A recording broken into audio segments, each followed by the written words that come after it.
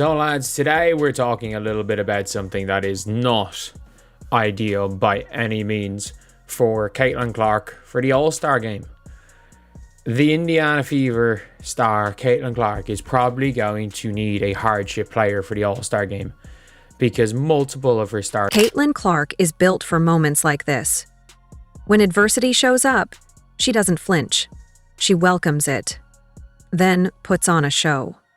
The All-Star game was supposed to be her big stage alongside A'ja Wilson, the MVP force and cornerstone of her squad's title hopes.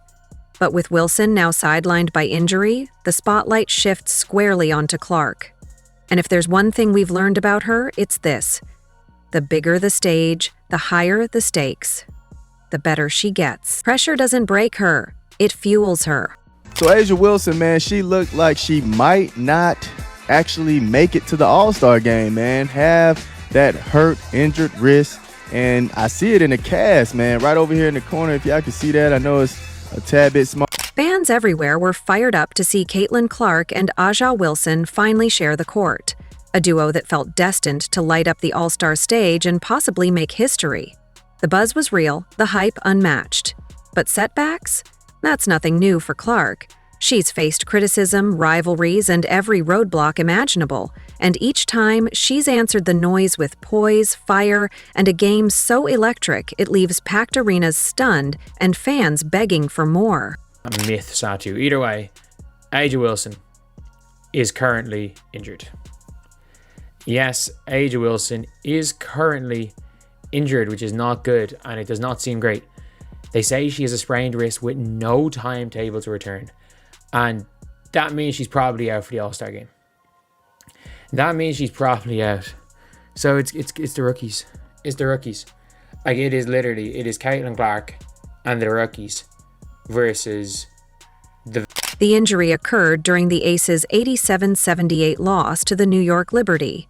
And it was the kind of fall that makes you wince instantly.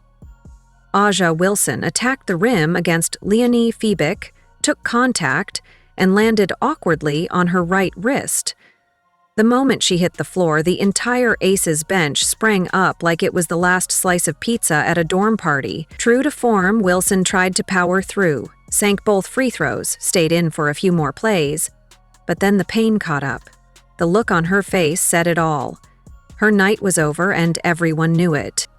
All right, so yeah, I ended up seeing this yesterday where she actually had this cast on her wrist. And I remember Angel Reese wearing this as well. She was out for a good minute after hurting her wrist. So I don't think A'ja Wilson will be making it. Now here's where things get interesting. The MRI confirmed it's a sprain, not a fracture, which falls under the could have been worse category. Still, a sprain is no small thing, especially for someone who already missed time earlier this season due to concussion protocol. For A'ja Wilson, this season is starting to feel like a full-blown medical drama. And with her sidelined again, the ripple effects are hitting Team Clark hard. The spotlight just got hotter, and the pressure a whole lot heavier for everyone left on the court. After A'ja Wilson's fall and wrist injury the other night, I was super nervous that it was going to be something more serious. It really looked bad, especially the way she landed. I've had that fracture from a similar fall, and my wrist immediately started hurting. She did have an MRI yesterday. She posted this: "Welp, nothing wakes you up like the sound of an MRI machine, but just want to say thank you for the prayers, New York Liberty. Thank you so much for the quick help and privacy. Truly appreciate it. Natasha Cloud was a real one for that. Prayers to my squad. Thank you for preventing my crash out. God has a plan that I'll never question. We're going to be all right." Which, the God has a plan I'll never question. Every time someone posts that, I get a little nervous because it makes me feel like they're saying God has a plan, which means I'm not going to play. And I was like, oh shit. Coach Becky Hammon, doing her best to play it cool, said they're going to let the injury heal right the first time so it doesn't linger all season. Fair enough, but here's the problem. The All-Star game is on July 19th, and a grade 1 sprain usually means 1 to 3 weeks off. Do the math, and things aren't exactly adding up in Team Clark's favor. You just know Caitlin's already running scenarios in her head, recalculating like a GPS after a missed exit, looking for the fastest route to impact. The game. So now it's being reported that her wrist is not broken, it's just a sprain. So we'll probably see her pretty soon, after she takes some time to heal and rest. So, like, I'm just so glad it's not broken. Like, this is such good news. She's not going to play tonight in tonight's game between the Aces and the Mystics. So, but I mean, give her some time to heal up and we'll see her soon. I'm just so glad it's not broken. Like, this is the best news ever. If you are enjoying, please subscribe. But wait, there's more. This isn't just any All-Star game setback. This is unfolding amid one of women's basketball's most heated rivalries. The Caitlin Clark versus Angel Reese saga has been building since the 2023 NCAA championship, when Reese delivered the famous "you can't see me" gesture, igniting a fierce basketball Cold War. The media tried to paint them as equals, two stars destined to clash, two sides of the same coin. But the reality is much different. Clark is the undeniable leader of Team Clark, confidently guiding her squad into Indianapolis. She's the captain, the focal point, the player everyone looks to. Meanwhile, Angel Reese? She's not even starting for Team Collier. That's right, her supposed equal, her rival, her basketball twin, won't even be on the floor when the game kicks off. This stark contrast highlights how, despite the hype, Clark currently dominates this rivalry. And her leadership is clear. The game's outcome may reflect that ongoing rivalry's true nature. Angel Reese, girl, I'm curious, where are your followers at? And just in case you guys aren't aware, because Angel Reese and all her fans want to tell us all the time, she's just as important with the growth of women's basketball because of all of the followers and all of the people who care about Angel Reese and want to get to know her. She's got 4.9 million followers on Instagram and she's doing really well on TikTok. But we all know that the 2025 All-Star Starters lineup dropped and Angel Reese is nowhere to be. And speaking of Team Collier, let's break down how that draft really went down. Napheesa Collier didn't just pick Angel Reese, she trolled her in the process. When asked about the selection, Collier casually said she needed rebounds and went with the player best known for grabbing her own misses. The shade, so thick it needed its own zip code. This is the same Collier who co-founded Unrivaled and has been putting on a clinic all season long. And when it came to Reese, her message was crystal clear. Sure, I'll take the rebounder. No fluff, no praise, just pure subtle smoke. Team here. All right, Fee. If Gabby Williams is off the board, who are you going with? Okay, I feel like I'm gonna get into the post players. Let's do it. We need some rebounding. I'm gonna go with Me-Bounds. Angel. We need some rebounding on our team. Angel Reese off the board here to Team Collier. Tasked with getting those boards here in Indianapolis. But here's the real kicker. This is where Caitlin Clark proved she's more than just a basketball superstar. She's a league influencer with the confidence of a CEO in sneakers. During the All-Star game, when questions about trades arose, most captains would focus on player swaps. Not Clark.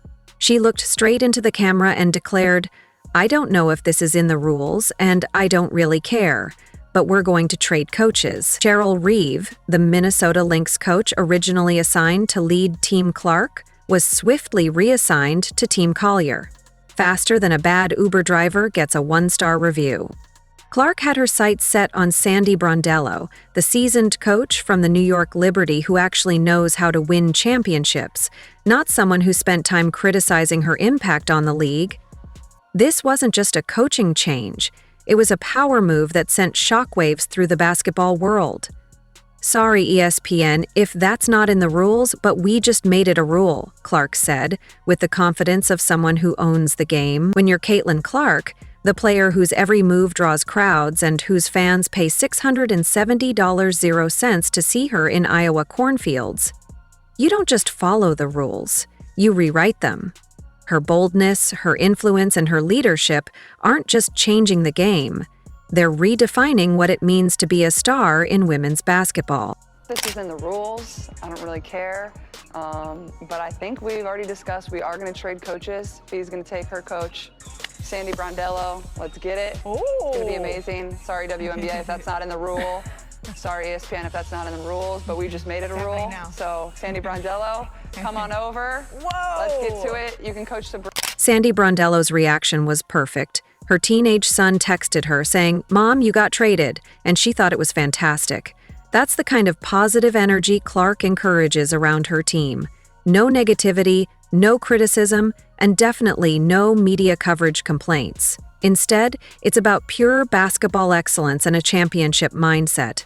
Now, with A'ja Wilson's status uncertain, Team Clark faces a tough choice. Do they replace Wilson with another star? Do they tweak their game plan? Or do they panic? If you know Caitlin Clark, you know panic isn't in her vocabulary. She's the player who led Iowa to consecutive Final Fours, shattered scoring records as if they were fragile glass, and turned women's basketball into must-watch TV.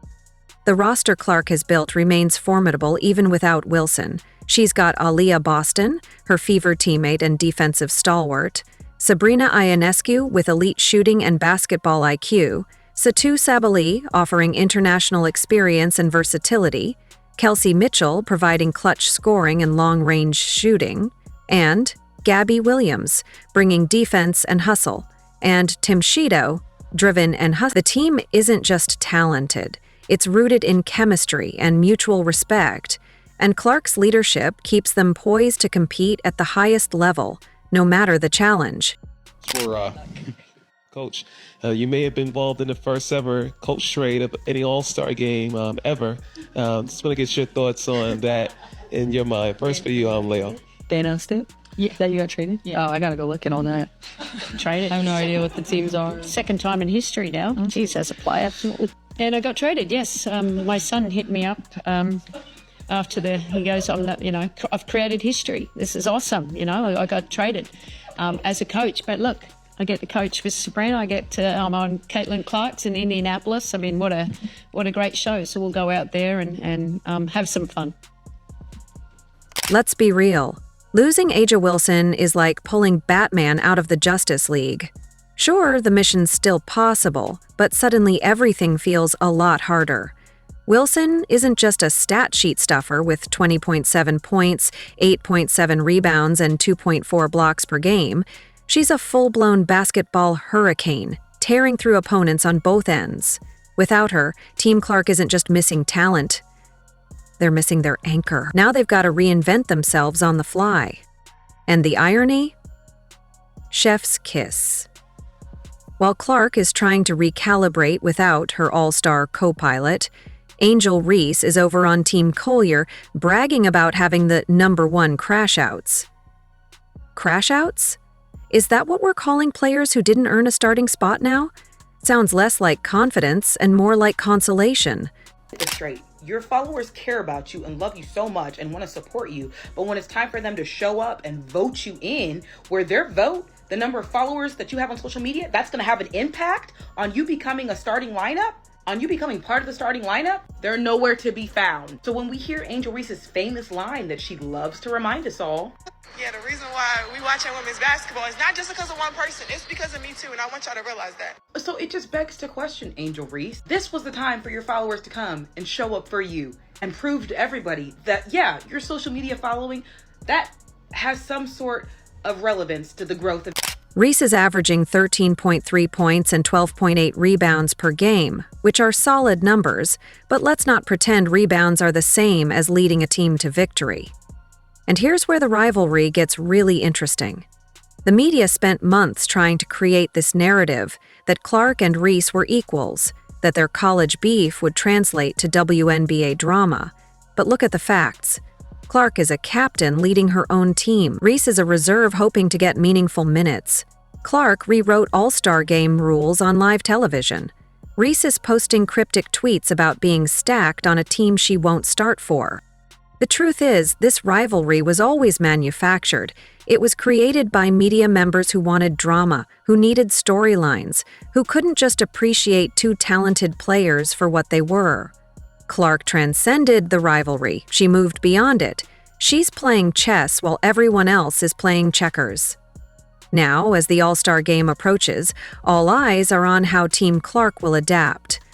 Will they find a suitable replacement for Wilson? Will they adjust their strategy? Will they prove that championship mentality trumps star power? somebody has to tell the truth because everybody's afraid to do it. They make up fake stats and stupid historical. Oh, it's the first time somebody ever had this for Angel Reese all day, but they don't tell her the truth. Angel Reese is the problem in the Chicago Sky. And I've been telling you this since last year. You're not going to win a championship the way that they're playing right now. I don't care if they have Nafisa on the team, Breonna Stewart, or even Aja on the team. If you play your offense through Angel Reese, you're never going to win a championship. If history is any indication, don't bet against Caitlin Clark. This is the same player who sold out arenas in Iowa, who brought fans to their feet during college warm-ups, who made basketball poetry out of 30-foot three-pointers. The All-Star Game on July 19th at Gainbridge Fieldhouse in Indianapolis was supposed to be a celebration of Wilson and Clark finally playing on the same team. Instead, it's become a test of Clark's leadership, her ability to rally her troops, her capacity to overcome adversity. It's become the perfect metaphor for her entire career, taking what should be a setback and turning it into a setup for greatness. Hey, man. Now, in my opinion, I feel like if she's not going to be able to play, I think the next player would probably be Stevens. All right. I think they should go ahead and find a way to get Stevens. As I try to fix this really quick, let me fix this for y'all. Now, if we look at Stevens, man, she averaged 14.4 points, 8.6 rebounds, 2 assists, 1.5 steals, 1.4 in blocks, shooting 50% from the field and 37 from the three, and also shooting 7. Whether Aja Wilson plays or not, whether her injury heals in time or not, one thing is certain: Caitlin Clark will be ready. She has already demonstrated her ability to rewrite rules, orchestrate trades, and dominate headlines with confidence and flair. Now, she has the opportunity to prove she can lead her team to victory, with or without her MVP teammate. If you think a single injury can derail the Caitlin Clark train, you haven't been paying close enough attention. The All-Star Game is still 5 days away, and basketball is full of surprises. Miracles happen on the court. But even if Wilson can't go, even if Team Clark must adapt and find new ways to win, remember this: Caitlin Clark has already transformed the game forever.